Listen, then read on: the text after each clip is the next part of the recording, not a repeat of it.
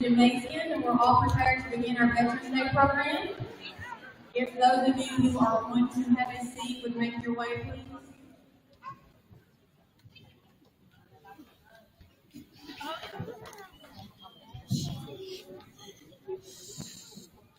All right, good afternoon. My name is Rebecca Howell, and I'm the principal here at Ashland Middle School. And it is an honor to serve these students and the families of this community. I welcome you to our building today. I am a military mom myself. I have a veteran from the Navy, and I currently have an active son in boot camp for the Army. So this day is very near and dear to me, and I'm so glad that we get to celebrate this together. At this time, would everyone please stand for the presentation of the color guard by Blazers JROTC.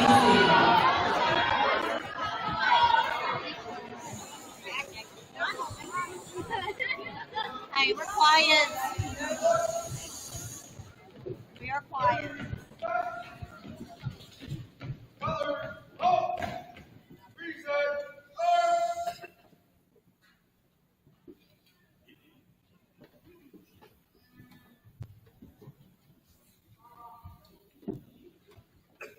At this time, we will have the Pledge of Allegiance by Beta Club President Olivia Davis. I pledge allegiance to the flag of the United States of America and to the republic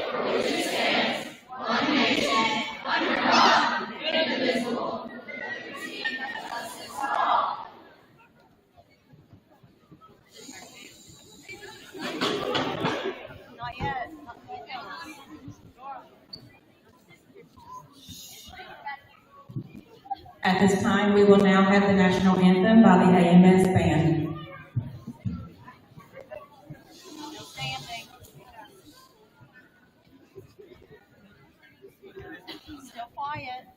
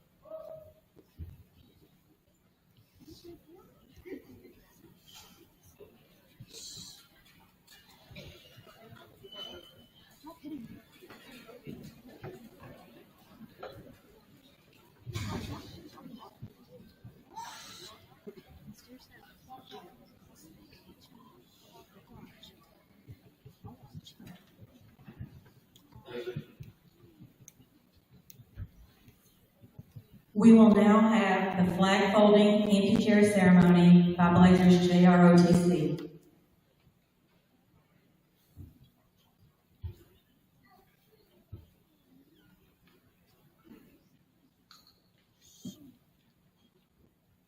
Ladies and gentlemen, honored guests, the Asheville Blazer High School JROTC Honor Guard, under the command of Cadet First Lieutenant C.J. Darling, without present the prisoner of war missing in action ceremony. Members of the Honor Guard are Cadet Captain Chelsea Clark, Cadet First Lieutenant Christian Day, First Lieutenant C.J. Darling, First Lieutenant Deanna Edwards, Second Lieutenant Noah Connors, Ninth Cadet Captain McKinney. I have been given the honor and privilege of introducing and acknowledging this table representing and paying tribute to all of the prisoners of war missing in action and killed in action from all American involvement in World War I, World War II, Korea, Vietnam, Grenada, Persian Gulf, Iraqi freedom, Iranian freedom, and more. Many of you have looked at this table with me. Let me ask you.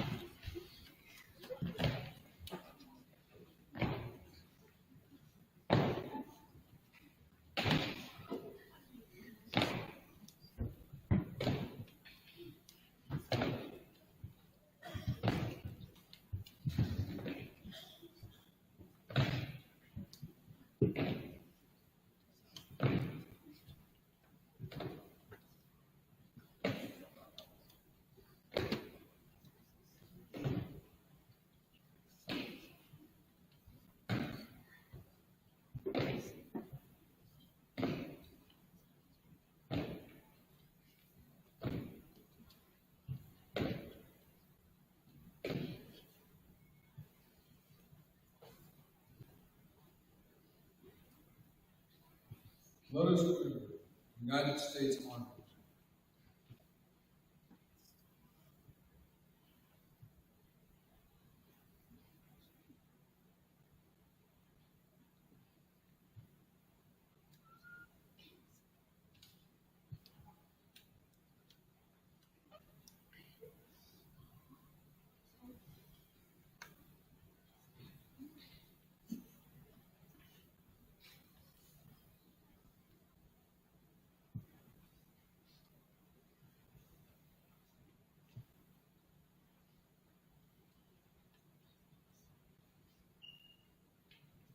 Let us remember the United States Navy.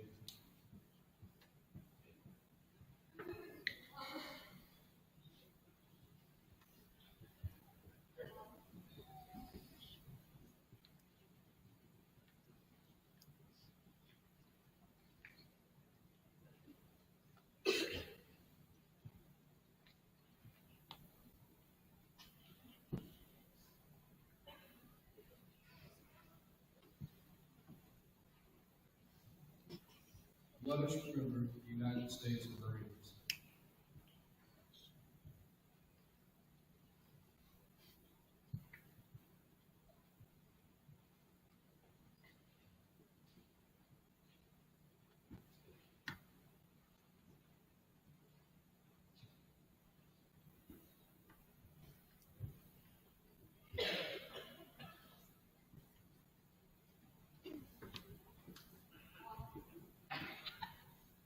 Let us remember the United States Air Force.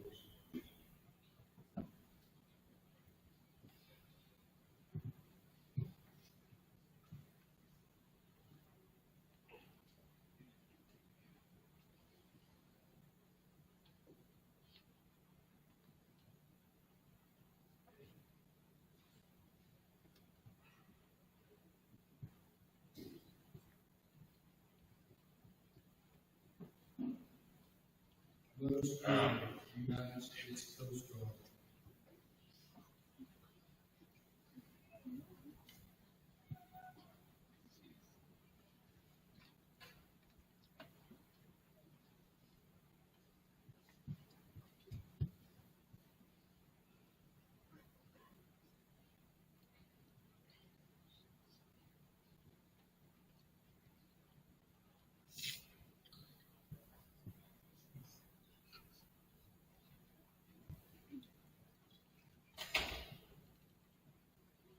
This day symbolizes the fatality of the prisoners in slavery. Remember, the tablecloth is white, symbolizing the purity of the country's call to arms. Remember, the single candle displayed in the center of the table is symbolic of the families and loved ones who kept the faith, waiting for the return of those so dear to them. Remember, the red ribbon ties so prominently on the base is reminiscent of the red ribbon work on the lapels and breasts of the many thousands who bear witness to their unyielding determination to demand a proper accounting of our history and return of all Americans left on foreign soil. Remember, the limit on the breadway reminds us of the community. Remember, there is salt on the breadway, symbolic of the tears of the family as they still wait for their loved ones to return. Remember, the glasses are alert. They cannot touch the dust this evening. Remember, the chairs are empty. They are not here. Remember, all of you who have served with them and called them brothers and sisters who depended upon their might and aid and relied upon them. Remember them, for surely they have not forgotten you.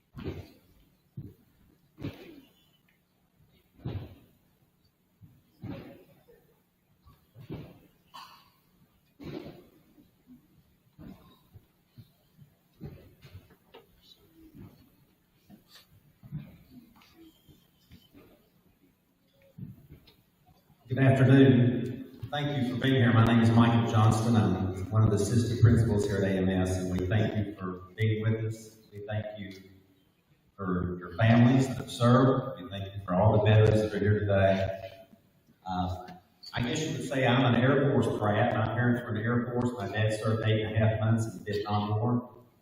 And it's a special thing. So if you see somebody out, guys, and you can recognize that they're a veteran by a hat, you can go up and thank them for their service. You need to do that. We're going to have a moment of silence, and then that will be followed by taps. Let's have a moment of silence to recognize over 1.3 million Americans that have died since 1775, since the Revolutionary War. A lot of people, a lot of sacrifice, so we can have that Pledge of Allegiance to the flag today. Let's have a moment of silence.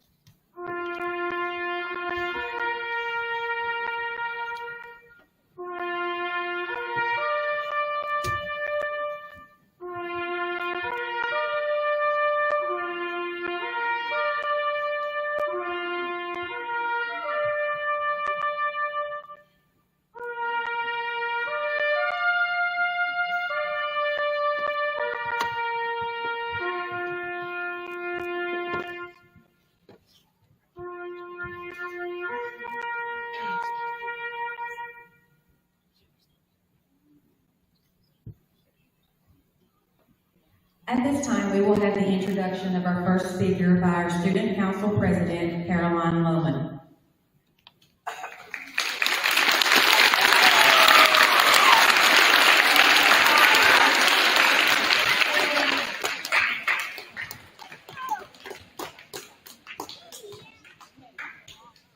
Dr. Andrew Stotts served in the military for 30 years from 1990 to 2020.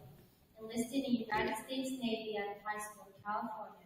Served in active duty 6 years and 6 years in reserve.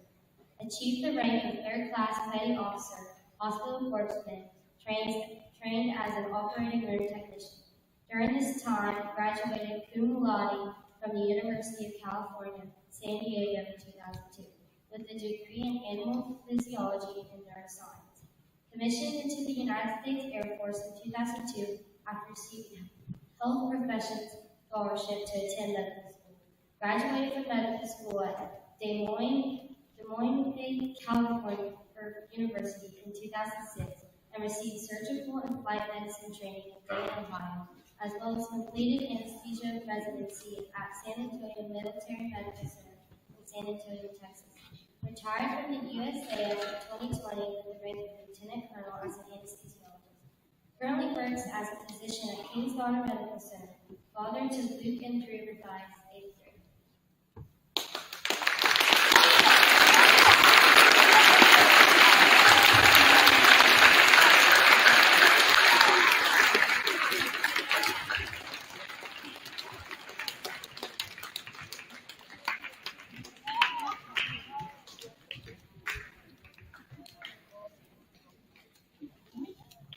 Good morning. Glad you guys could all come out here. Appreciate everyone coming out here to honor all the veterans. Honor, courage, and commitment. These are the core values of the United States Navy. Integrity first, service before self, and excellent in all we do. These are the Air Force core values.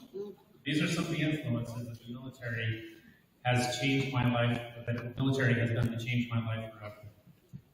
A little bit of background about my childhood. It started off pretty difficult, mainly just because my mom was only a 15-year-old mom back in the 70s. And back then, it wasn't really socially acceptable to be a pregnant, unwed mother. So they shipped you off to another state to have your child, and then you came back after your child was born. So my mother was originally in California, and we were shipped off to Colorado and then after I was born, we came back to California. But we grew up very poor. Single mother, only had a high school education, living in Northern California. Most of my life, we lived in a one-bedroom apartment or or we lived with other friends. I can remember riding a bike to the grocery store to go get our groceries because we didn't have a car. And we had to move frequently because her job was always changing and it always just kind of was up to wherever she could get a job. My dad was never really in the picture. I didn't even meet him until I was 18, so it was difficult. My father never really even acknowledged me until I was honestly about 40, and he's still a little bit clueless about how that really affects someone's life, unfortunately. So I did attend like many different schools. Almost seems like every year I changed to a different school and met new people. And again, because of the various jobs my mom had, never really allowed to play in sports because we couldn't afford health insurance, and if I got injured, that was going to be a significant problem for us because we just couldn't really afford it. The people that I grew up with, people I hung out with, I was exposed to drugs, alcohol, crime. And then in the middle of the night one night, we had to basically pack up our things. We left from California and moved to Colorado and changed our names. That was because my mom was dating someone who was in jail. He was in jail for shooting up someone's house. And he was getting out of jail, so we decided it was time to leave town. So we packed up our stuff and headed out to Colorado. And, obviously, not a great way to keep going, I guess. But, you roll the punches, you do what you gotta do. So, one of my first jobs actually in Colorado, I was actually only 10, and it was with a septic company called the Super Duper Cooper Scooper, which, believe it or not. When I was in the 8th grade, while we were still in Colorado, I had a quote-unquote friend who broke into our apartment, then stole a bunch of our stuff, and basically bragged about it to a bunch of my friends. And then when I found out about it, when my mom found out about it, she reported with the police. Then, they came and talked to him about it. Next thing you know, he jumps on the hood of her car, smashes her front windshield, and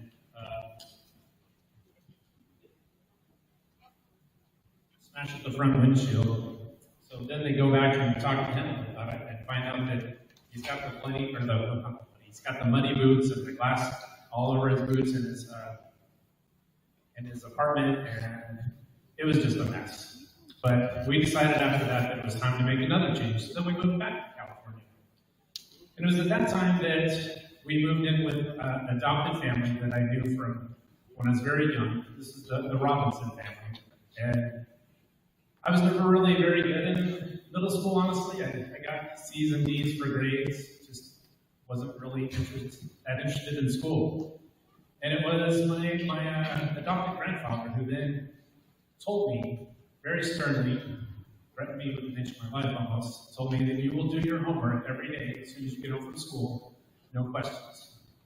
And ever since then, I was a straight A student. So, from there, actually, after we moved out from there, we were finally able to get a 2-bedroom apartment. And that was only because I got a job and was able to help out with the bills at that time. But why do I tell you all this? I tell you all this because I wanted a way out. I wanted to change my life. I didn't want to grow up like this. I didn't want to raise my kids in the future like this. My great uncle Les, who's now passed, he was a very important man to me. He always told me from when I was a little kid to get an education. And that was something that kind of always just stuck with me. But then the question was, how do I do that? Because I never really had anyone in my family that went to college or had any kind of education background at all. So how do I pay for this? As a junior in high school, it was mandatory to take the ASVAB test. So I took the ASVAB test, and apparently I scored pretty well. And then I had recruiters calling me left and right about joining the military. I didn't really have any kind of preference into it, but I did know that I wanted to go to college and I wanted to make pay for it.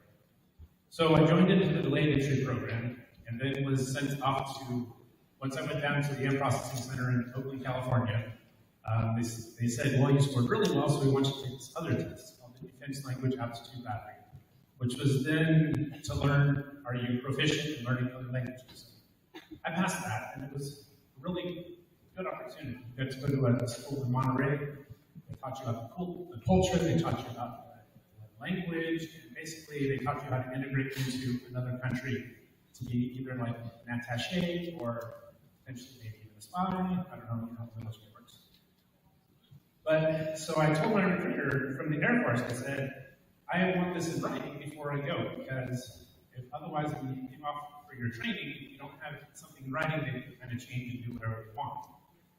And I went in there for about a year, every month, and said, I want this in writing, or I'm not going.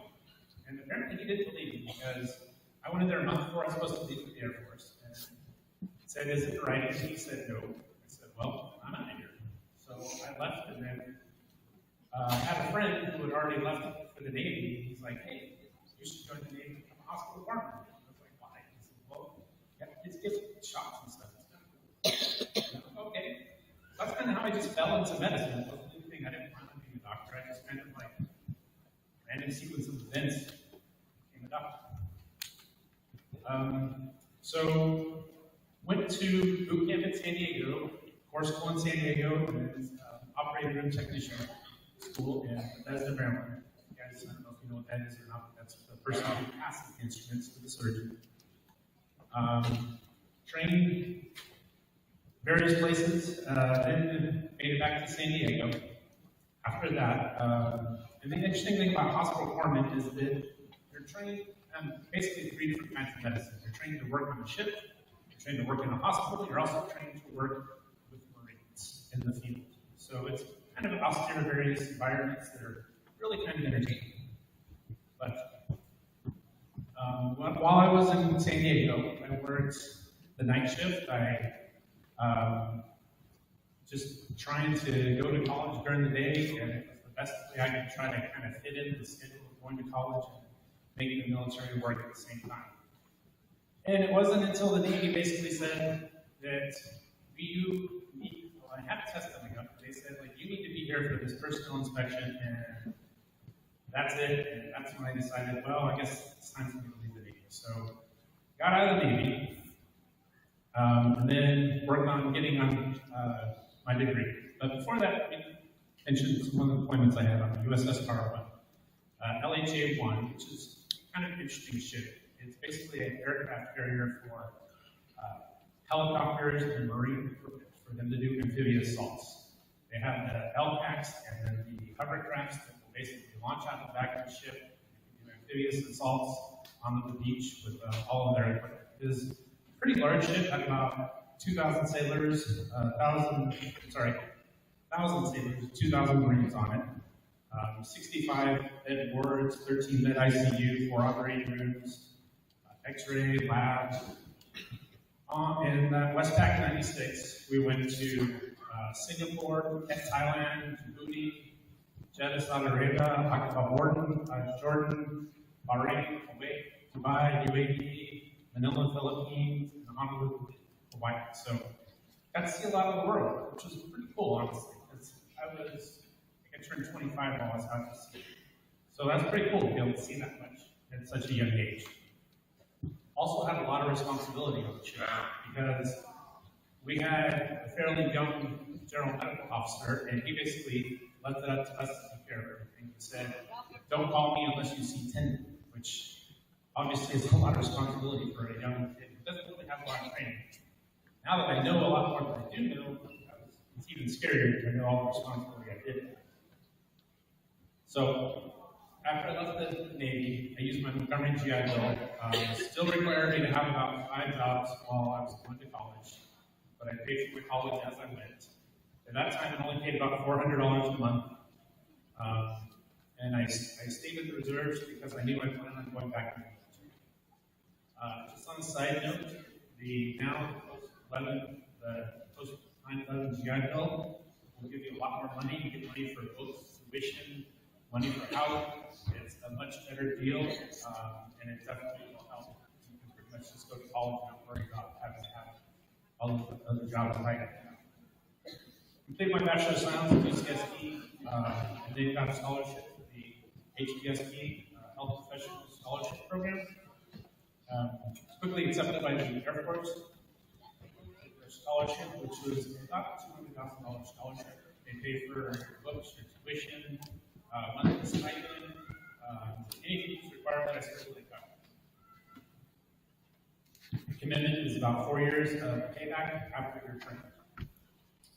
I did internships in Wright-Patterson, Dayton, Ohio, surgery residency down in Keesler Air Force Base in Biloxi, Mississippi. It's also where Drew was born.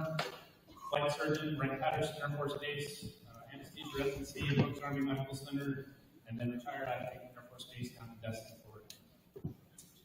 While I was actually an intern, I did learn that my grandfather was also in the Navy, which I didn't know. That was my father that I didn't really know much about. But he was a survivor of the USS Indianapolis. And I don't know if a lot of people, some people know that story, a lot of people don't. But basically, the Navy sent a ship over carrying the first atomic weapon in World War II to end the war. But it was such a top secret mission that on their way back, everyone was really tracking the ship. They were torpedoed by a Japanese submarine, and there were 1,200 people on board. 300 went down from the ship. 900 got off the ship, but then were in shark-infested waters for about 5 days, just floating around, waiting for someone to come and rescue them. And so he was actually able to survive. Only 306 made it back after 5 days in the water. And then while I was doing surgical residency with Keesler, I had lots of great opportunities, experiences. I worked with some of the top burn centers in the country, Brooks Army Medical Center. I also went over to Germany to take care of wounded warriors coming fresh out of the battle. A lot of guys who had been exposed to IED blasts and lost 2 legs and an arm, unfortunately. Very scary, very sick people.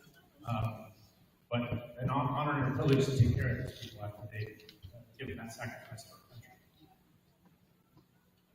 And then, let's see, after I didn't complete the surgery residency only because I was never able to be home with family, so I decided to do something different. Ended up being a flight surgeon for a little while. Flight surgeon is just a fancy term, basically means to take care of the pilots and air crew, which is very interesting. Also, I mean, you get to work with the crew, you go to training, you actually learn to fly a plane a little bit, you get about 20 hours of plane flying. And I mean, it's just you're integrated into the flying squad. That's a pretty neat way to, earn a living, honestly. They do have lots of other jobs that you can do with them and training, like the top knife training, which is where you can go into Arizona and go fly with a high performance aircraft. And that's a 2-week training. You get to go pull G's and do some serious high performance aircraft. And then also while I was a flight surgeon, I was deployed to Andrews Air Force Base in Bethesda, Maryland, and a contingency paramedic staging facility. And this was a job where I was receiving all of the wounded warriors from Germany who would then come, and then they would stay in Bethesda, Maryland for 1 night, and then we would ship them off to East Coast and West Coast after just making sure that they're okay still to fly. So that was also a very challenging job, but very rewarding to see all of our people returning home. Finally finished up my anesthesia training residency again at Brooks Army Medical Center. Where again, top-notch training. I got to go to Driscoll Children's Hospital, Baylor Medical Center, Dallas Houston Heart Center. We were also level 1 trauma center, so we got to take care of some of the sickest patients with very critical injuries. I guess what I'm really getting at is that the military training, especially for medicine, is top-notch. You really get a lot of experience, and you can really take that and use it when you get out of the military. One of the opportunities I did not get to do was a critical care transport team, and that is where they basically will take the back of the C-17, which is a big cargo jet, and they'll turn it into an ICU to bring our patients back in from Germany or the United States that are too sick to normally fly. And they basically just have a portable ICU, intensive care unit, and can move them anywhere throughout the country or the world if they need to. But some of the other opportunities I just wanted to mention to you that are in the military, you can do PLEP tests, which is basically where you just go on, take a test to get college credits. While you're in active duty, you can get college credits for any of your job training. You can get the military to pay for most of your tuitions while you're in active duty. It's called the Tuition Assistance Program. Some of the other things that, if you're really thinking about college or various other trainings, you can go to the academy where you can actually get paid to go to college. Obviously, it's a little bit more involved to get into that school, but I calculated it out, it's about $1,200 a month to actually go to college. If you were to go to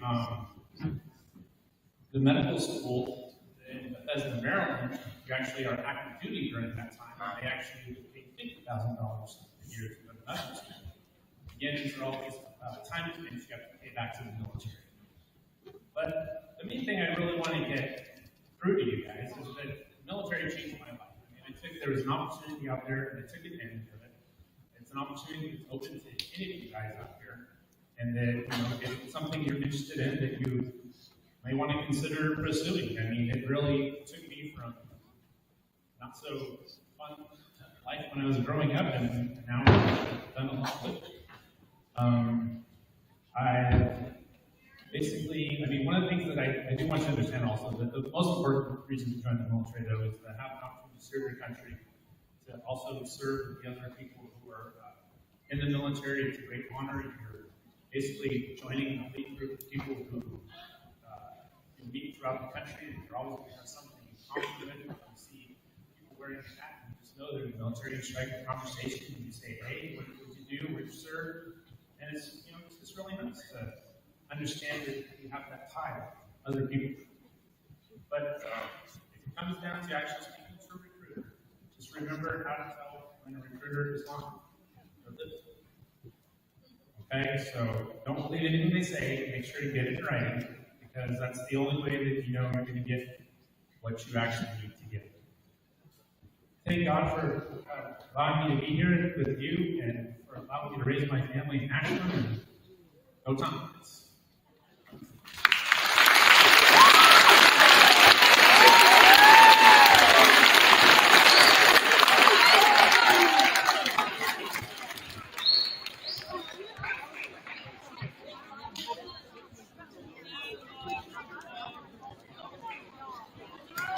Thank you very much. At this time, we will have Caroline Loman come to introduce. We are fortunate enough to have a second speaker with us today.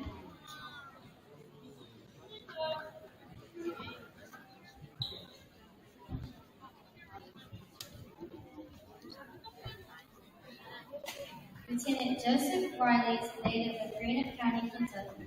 Mr. Riley enlisted in the Navy in 2008. In 2013, he earned a Bachelor of Arts in Criminal Justice from American Military University. He was commissioned through Officer Candidate School in 2018 and was designated a commissioned Naval Service Warfare Officer until his time of separation in September 2023. He has deployed multiple times and supported detachment and carrier operations during Operations Iraqi Freedom and Enduring Freedom. Assigned to VFA 25 and Carrier Strike Group 1 as an enlisted Master at Arms, as well as the USS Farragut in June 2018 as an anti-terrorist officer. He is authorized to wear the Navy Achievement Medal, the Global War Armed Terrorism Expeditionary Medal, as well as multiple Joint Unit and Campaign awards. Joseph has been married to his wife, Ashley, for 15 years. Together they have 4 children, Wyatt, Beckett, Molly, and Murphy. They currently reside in Ashland.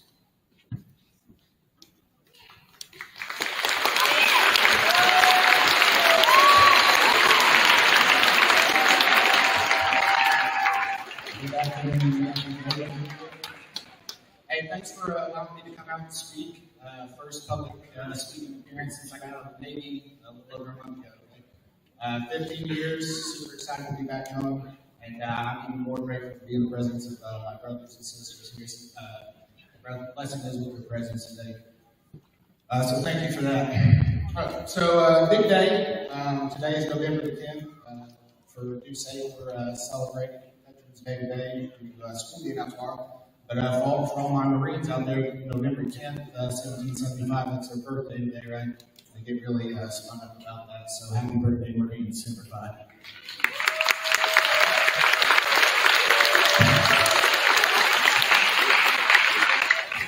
Yeah, so I was, I felt very honored when the school called me the other day and asked me to speak.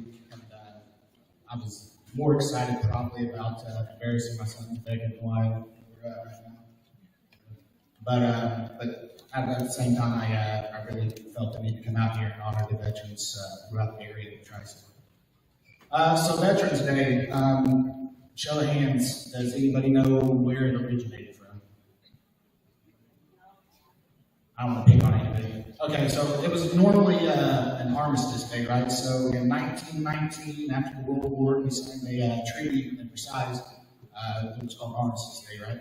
So that was on November the 11th at 11 a.m., right? So 11/11/11. So that's where Veterans Day came to be, right? So in 1954, I believe, President Eisenhower dubbed it Veterans Day since we can celebrate it, right? So it's great.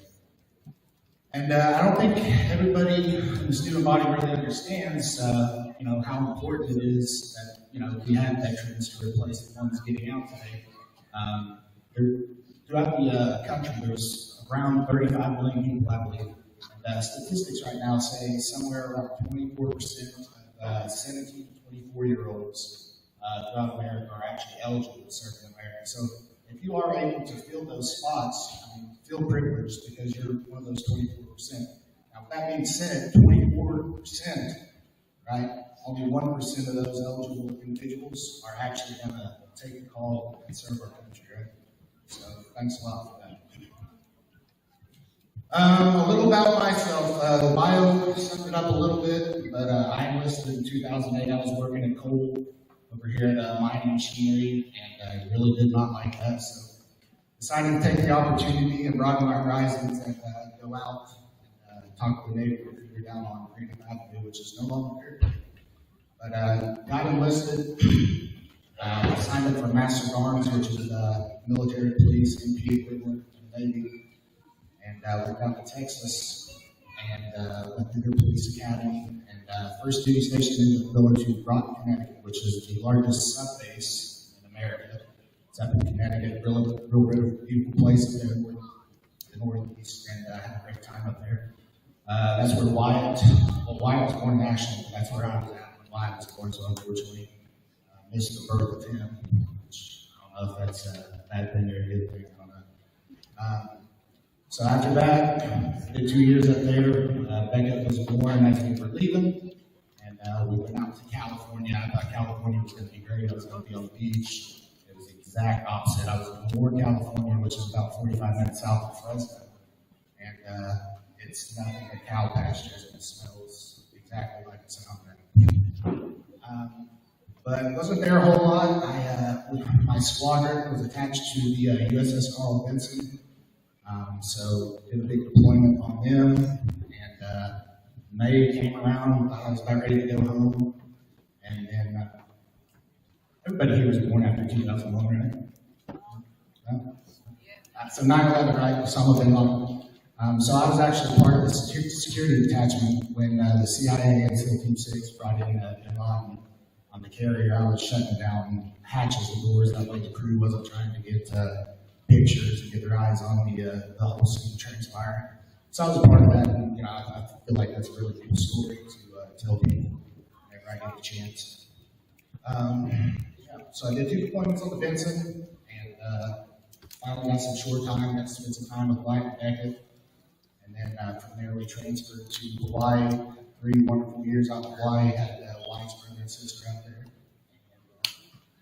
Yeah, it was great. So after that, a couple more stops of duty and commissioning, and then ended up in Jacksonville, Florida, where I went to my first ship as an officer. Had a great time, 5 years out there, and it's just been a great ride. I've met a lot of brothers and sisters out there that's going to be lifelong friends forever. and their sacrifice to duty in this country is unwavering. And looking back at it now, you're just friends at the time, but you really got to take a step back and look at these individuals and just be thankful that we're graced day in and day out with people like that who have the foresight and the selfless devotion to go out and lay their life on the lines for people they don't know, for the liberties and the freedoms that we're awarded every day in this country.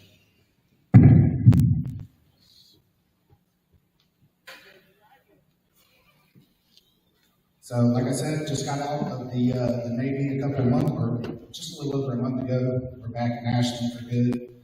Very excited to be back at home and be in the tri-state. And it's been a good ride. And I recommend to every young woman and man who's unsure what they're going to do with their life. College is great, trades are great, but the military is great too. Okay, and we're going to continue to have the rights and privileges that everybody's awarded in this day and age. And people's going to have to step up and volunteer and carry on that tradition. Once again, thank you guys for having me, and happy Veterans Day. God bless you.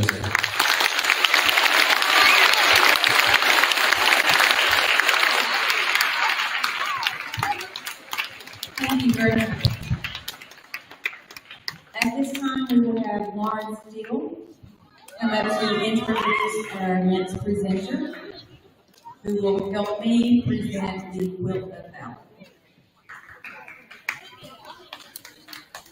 Mrs. Diane Parker is a retired science teacher and former Builders Club sponsor at Ashland Middle School. Upon retiring, Ms. Parker became involved in the Quilts of Valor Foundation. This foundation's mission is to cover service members and veterans with comforting and healing quilts of valor. Please join me in welcoming Mrs. Diane.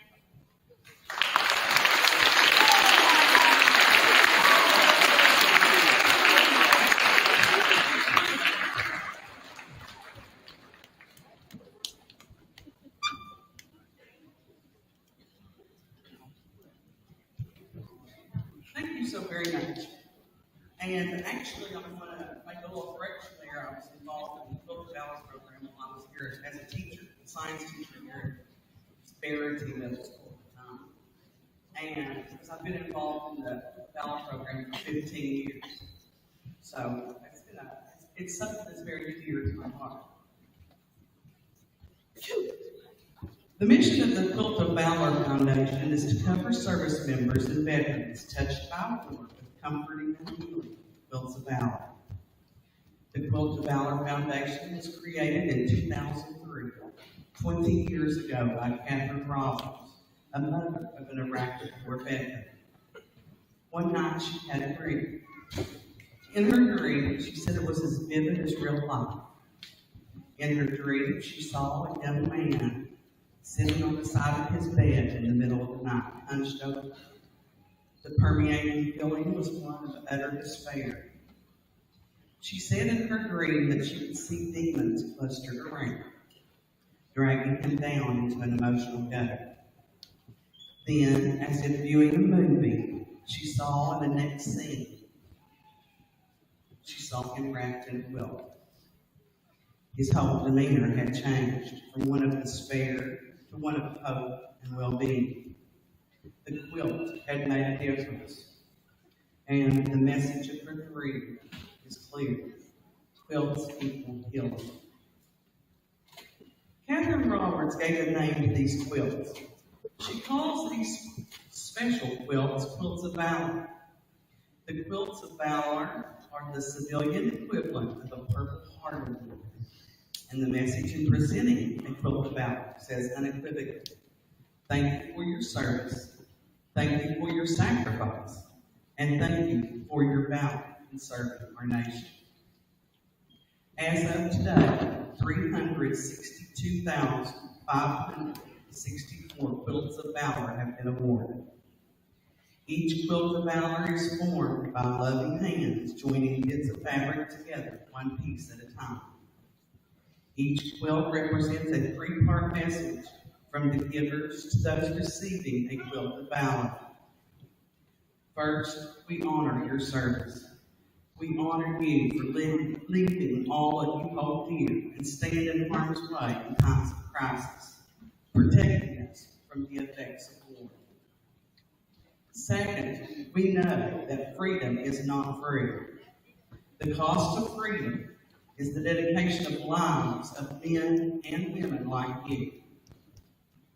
And this quilt is meant to say, thank you for your sacrifice. And finally, this quilt is meant to offer comfort to you and remind you that although your family and friends cannot be with you at all times, you are forever in our thoughts and our prayers. To each and every service member and veteran, I would like to say, thank you for your service.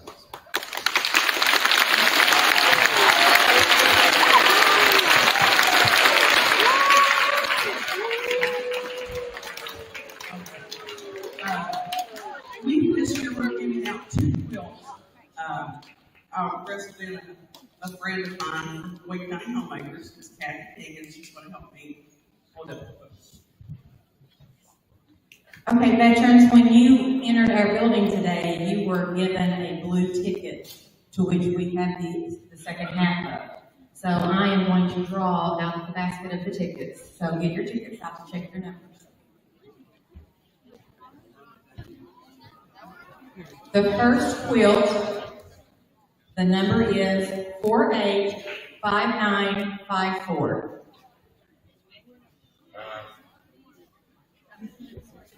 You're done?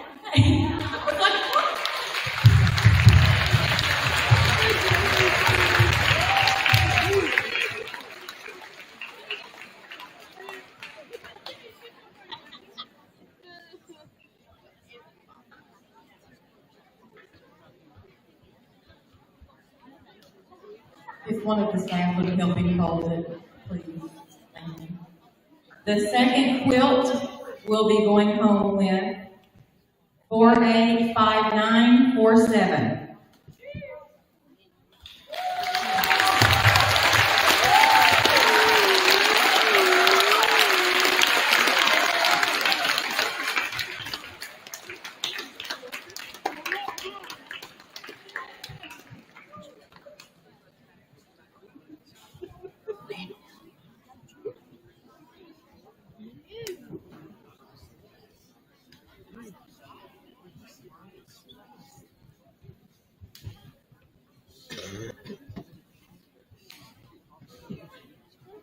Thank you. At this time, we will now have the procession of the Patriots by our chorus, one with the recorded track. When you hear your branch called, veterans, please stand so that we can recognize you.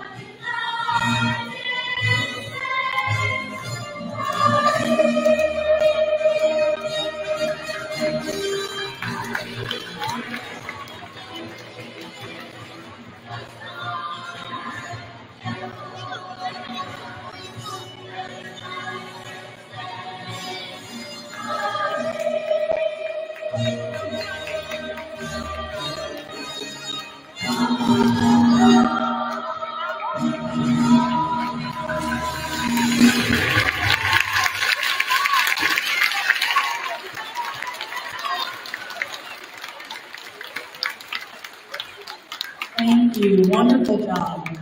As I bring our veterans ceremony to a close, I just want to say thank you for attending today. Thank you for visiting with us on our campus. I want to say thank you to each and every veteran for your service and for your sacrifice. Again, I will attest, boys and girls, college is a pathway, trade is a pathway, military is a pathway. I have 2 sons, they both went military. My son served as contractor in the Navy. He's currently going to electrician school on his GI Bill. My youngest son is just now getting ready to graduate boot camp. There are real opportunities in the military, so please consider it a pathway. Also, boys and girls, it's important for me that you understand that freedom has never been free, that someone else, you are among people in this room who signed a blank check up to their life for us to have simple liberties just to assemble in this gymnasium. And because of that, it is the most fitting way to end this ceremony is with a standing ovation to honor everyone in this room who has served. Thank you for your service.